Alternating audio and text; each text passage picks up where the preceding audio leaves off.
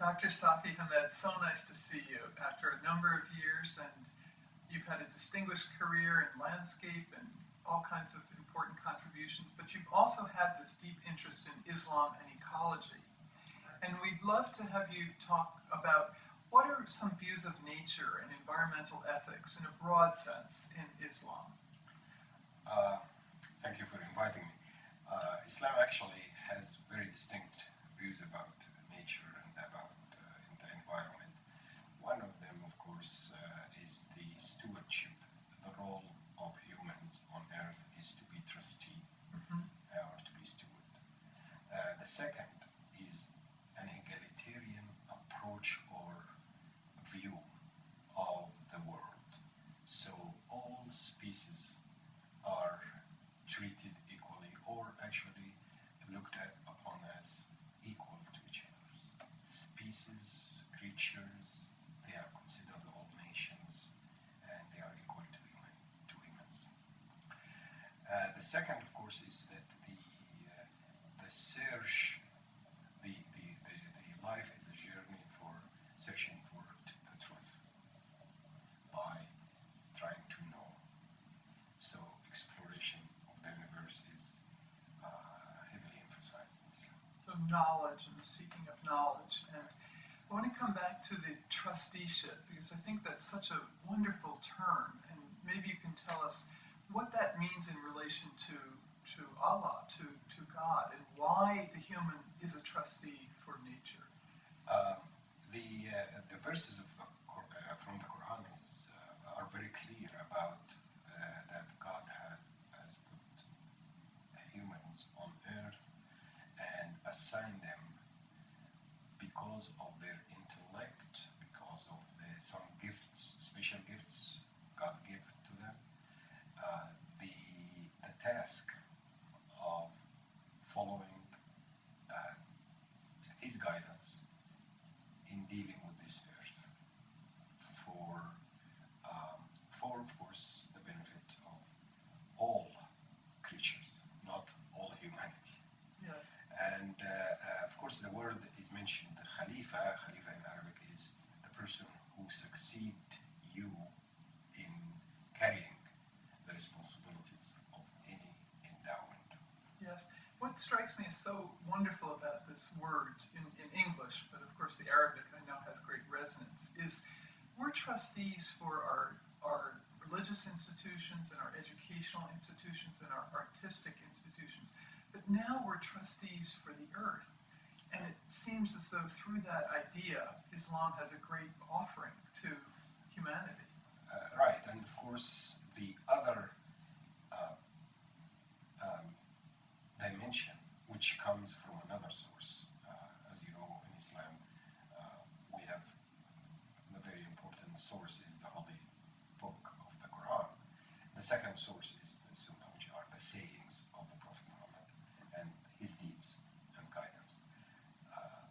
In one aspect, he also related to us that the whole earth is considered your mosque. And that's why you probably, sometime in the airports, sometime in the sidewalks, you'll find Muslims are praying because they were given this privilege that any time the specific time for the 5 prayers arrive, go ahead and pray because the whole earth is clean, is pure. And that also has a connotation. It is a symbolic thing that we should not pollute. How can you pollute your mosque or your temple or your church? You cannot. If the whole earth is a mosque, then we have to preserve this whole earth to be pure, not profane. Yes. And this idea of ayah, the verse and the symbolic relationship. Right. Well, the word in Arabic, which has 2 meanings, is ayah. Ayah means a verse, a sentence in the Holy Book, or it could be also a sign. So God asks us to do 2 tasks. One, of course, to try to understand every verse in the Quran thoroughly and deeply. The other, of course, is to try to understand signs everywhere. Signs in heavens, signs in the wild kingdom, in the plant kingdom, in the water, oceans, mountains. There are signs, and these are all considered signs, of course, for that there is a master plan, that there is a reason behind all of this, that there is a complexity and system Yes. behind it. And you've thought a lot about landscape and design and so on, and gardens in Islam are so important. Can you give us a feeling for that? Well, in one specific verse, the task of Imarat al-Ard means reconstruction and redevelopment of the earth to be one of the tasks, that it is our role as human community to redevelop, reclaim, restore, reconstruct the earth, not to leave it wild, but not also to erase the nature, improve, conserve. All of those things are part of this Marathon art, which is the role of humans on earth. Yes. And so a garden would be a place that is reconstructed, but we can experience The the garden, divine. yes, the garden is actually one of the products of redevelopment and reconstruction.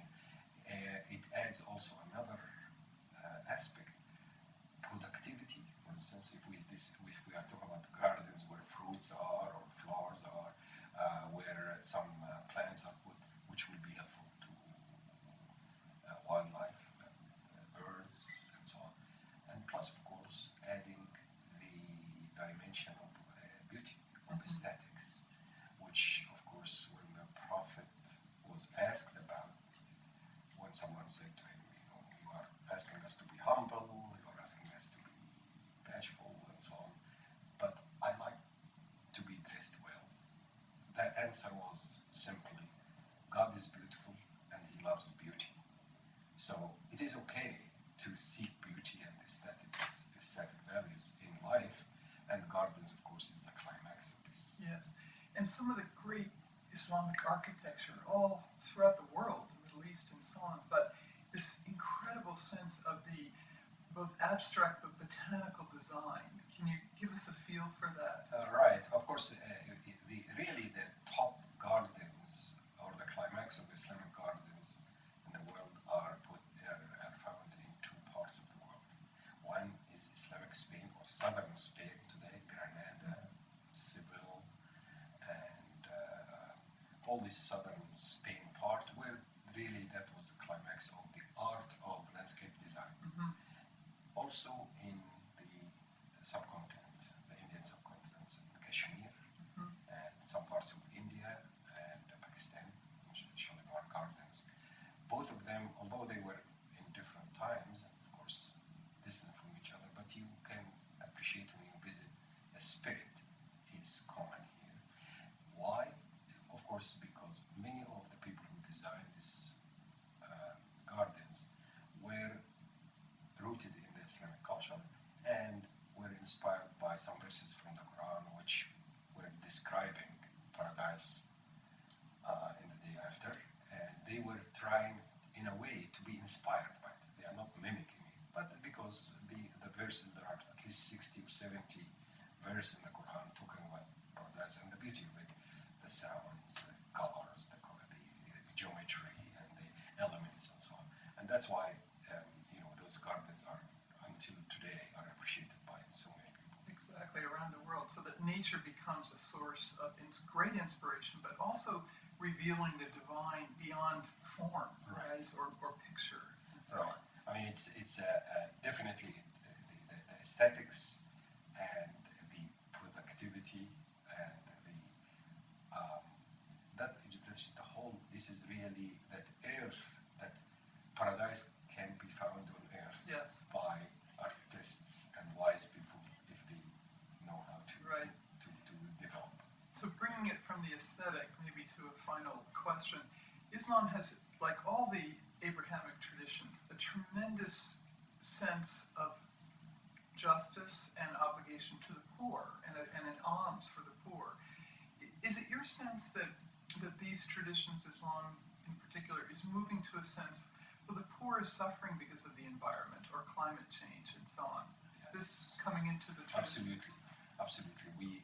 There is no question that most people, especially in the development, in the international development circles, are saying that really most of the poverty in the world, especially in countries like Bangladesh and so on, and Haiti and the likes, and the Horn of Africa, it is the deterioration of the environment which caused or triggered this kind of poverty. So it is truly the obligation of all of us to stop this kind of deterioration of the environment and do wise management of our natural resources. Yes. In places like the Al-Azhar, one of the great intellectual centers of the Islamic world, is this being taught this sense of obligation to the poor for environmental reasons, or? It is now the whole trend, as you know, and you are one of the leaders of this movement, religion and ecology. This is a new era. We are entering a new era.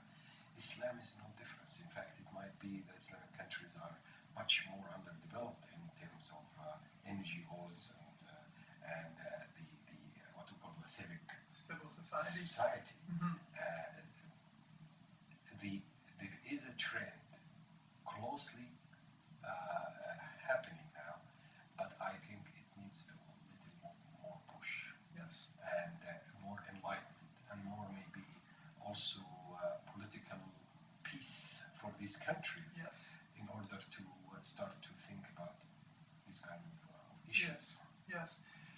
Well, it's been wonderful just tapping into some of the richness of this tradition, artistically, culturally, spiritually, through the great texts of the Quran, and then through this wonderful sense of the care for the poor. The dimensions of Islam need to be better understood by all of us. I agree with